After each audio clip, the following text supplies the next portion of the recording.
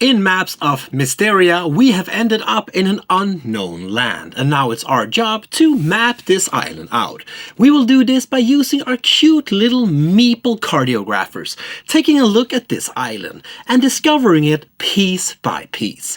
In this video, I'm going to show you how to set up this pretty little game, but also how to play it. So let's just take a look at this.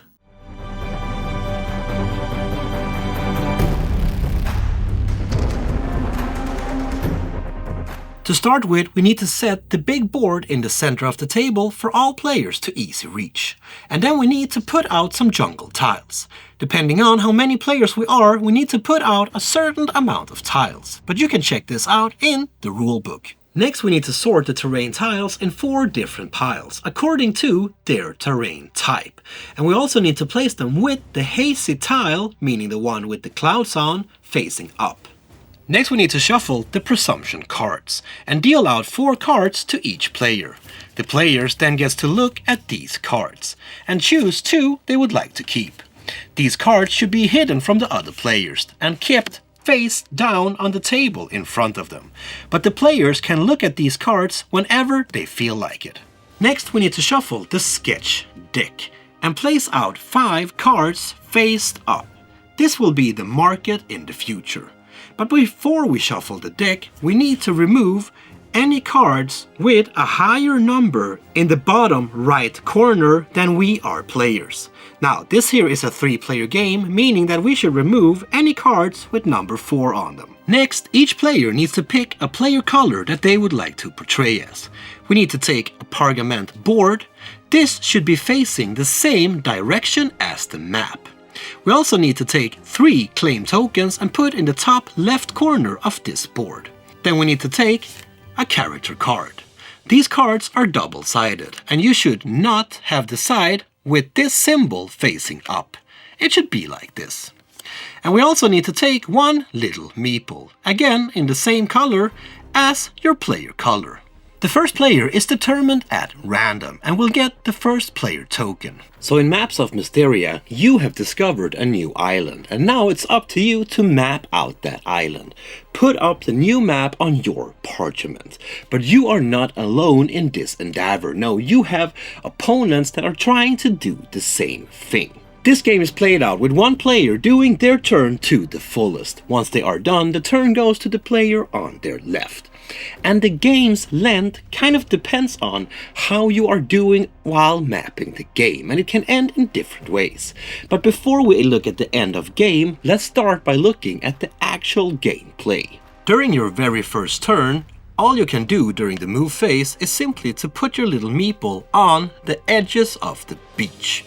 Now, during this first turn, this is all you can do during this phase, and you need to do this. In future turns, this moving phase is optional.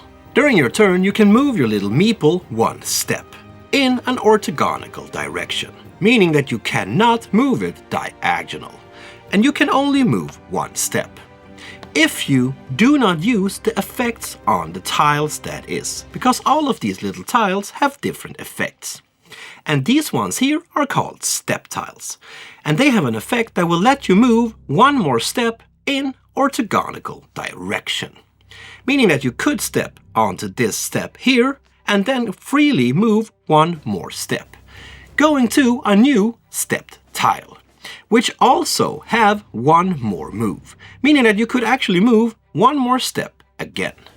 The step effect is optional, but if you choose to use it, you must use it right away. Next, let's take a look at the lagoon effect. The lagoon effect triggers before you take a sketch card and will let you remove 1 of these cards. Take it and then put it on the bottom of the sketch card pile and draw a new one. And you do this before you choose a sketch card. Next, we have the jungle tile. If you move on to a jungle tile, you will not be able to do any mapping during your turn, only to claim or do nothing. So once you have moved or not moved, depending on what you wanted to do, you go into step number 2, and this is where you get to choose 1 of the sketch cards that lays on the table. You simply choose one of these cards to put in front of you. Now, once you have chosen these cards, you do not replace the card that you picked just yet. So that was the second step of this game. Quite easy, right? You simply pick a sketch card from the board. Now, the third part of this game is the biggest part of this game. And this is where we are starting to map out the map itself on our parchment board. During the mapping step, we place out the little sketch card that we have just received in step number 2. But you can't just place it any way you like to. No, there are some rules. So when you're gonna place out these sketch cards, at least one half of this card needs to be within what your little cardiograph meeple can see out on the real map. And your cardiographer can see 5 things. He can see the tile that they're standing on, but also the 4 tiles orthogonally next to the one you're standing on. Meaning that you need to place one half of this card within any of these squares. So in this case here, our cardiographer was standing on B2, meaning this step right here. So we would be able to place this like this, meaning one half where he stands, but also one half out of it. Or like this, because he can still see this square over here. So we are allowed to put this sketch card with one half within what our cardiographer can see and the other half outside of it. But we would not be able to put it over here, because this is 2 steps away from what our cardiographer can see. But we can put it like this if your cardiographer is standing on a mountain tile, because in that case this will allow your little meeple to look 2 more steps away. So if you're standing on a mountain, you will be able to put it 1 step further away. But if you're not, it needs to be where you stand and where you see. And of course, the card needs to be within the squares. You cannot put it halfway in or out. Let's be reasonable here, people, and put it within the little squares. Like this, for example. And when you place a new card, you can actually put it above any of the old cards. And whatever you put out here does not need to match the actual map itself. And you can put how many cards on top of each other as you like. Once you have placed out your sketch card on your parchment board, we also need to update the island itself. And this will be done in different ways depending on how the board looks. If the spot where you placed your sketch card is empty, we need to fill this spot up. And we need to put out a tile corresponding to the tile that you placed on your parchment board. But we place it with the hazy side facing up. But if the space already contains a tile with the hazy side facing up, we now flip it over to the confirmed side, because now this tile has been confirmed. But if there is a tile not matching the sketch card, we now need to remove this tile and replace it with the one you have placed. But again, with the hazy side facing up, because it's not confirmed just yet. The tile that you replaced goes back into the general supply. But if the spot already contains a tile with the confirmed side up matching the sketch card, well, nothing happens. If you did not do the map action during your turn, you can now choose to do the claim action. But if you did do the map action, well, then you cannot do the claim action. It's either one. But if you do want to claim, this means that you claim a region out on the map itself. And the first thing you need to do during this step is to get rid of the sketch card that you got during your turn. This card goes back into the box. And now we need to use our little markers here to claim a region out on the board. Once we have gotten rid of the sketch card, we place out our little token here on the same spot where our meeple is, indicating that now we are claiming this region. And a region is tiles with the same pattern, either confirmed or unconfirmed, linked together. But you could also just claim one tile if you wanted to do that, meaning just the one you're simply standing on. But there are some rules to this. Your cardiographer needs to stand on a confirmed tile, meaning with the confirmed side facing up. And each region you claim needs to be different. This means that if the orange player here now claims the mountain region, they cannot claim another mountain region again. You can claim a maximum of 3 different regions during your game. And you only have 3 of these tokens, which will let you keep track of how many you have claimed. Once you have claimed and used one of your claim markers, you cannot remove or move this marker. It stays where you put it.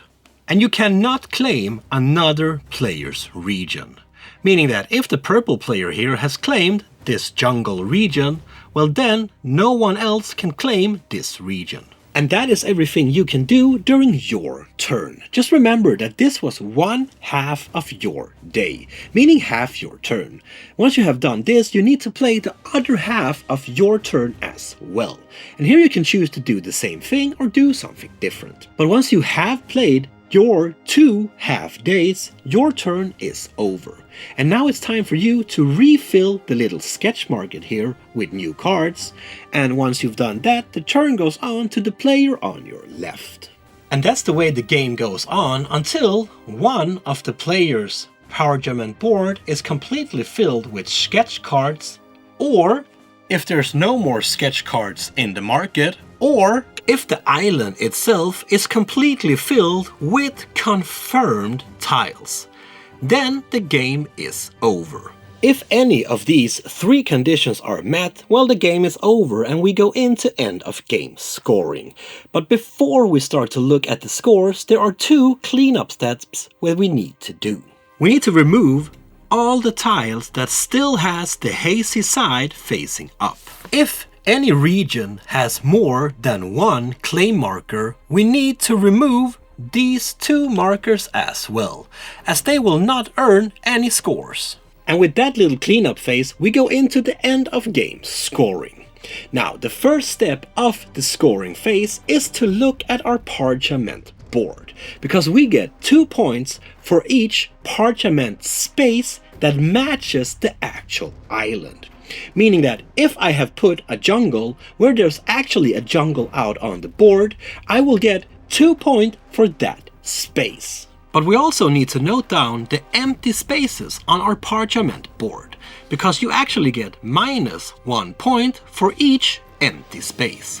And next we need to look at our presumption cards, because these will also score your points. If you have managed to get the same pattern on your parchment board as your presumption cards, well then you will get whatever score it says below. And this does not need to match the actual island itself. Lastly, we need to look at our claimed regions that we still have, because we get 2 points per region that we have left. And that is how you play Maps of Misterra. It's quite easy to learn this game, but it is quite hard to get your vision of this island working on the island out there as well, and to manipulate it just the way you want it to be able to score. It's not that easy actually, and it will take you some tries, but the game itself is quite easy to learn. That was Maps of Misterra, my friend. I really enjoyed this game. I mean, as I said, I don't think it's their strongest game, but it's a nice little game to have in your collection. If you simply want an easy to set up game, fast to learn and fast to play, this one is for you. Plus, if you have any players in your group that wants to advance in board games and maybe just step it up a notch, well, this one is a good little bridge from beginner to more advanced. If you want to know more about this game, well, check out the links down in the description. If you like this video, why not give me a thumbs up, maybe throw in a comment. But most importantly, my friend, please remember to keep on spreading that board gaming love I know you all have. Peace out.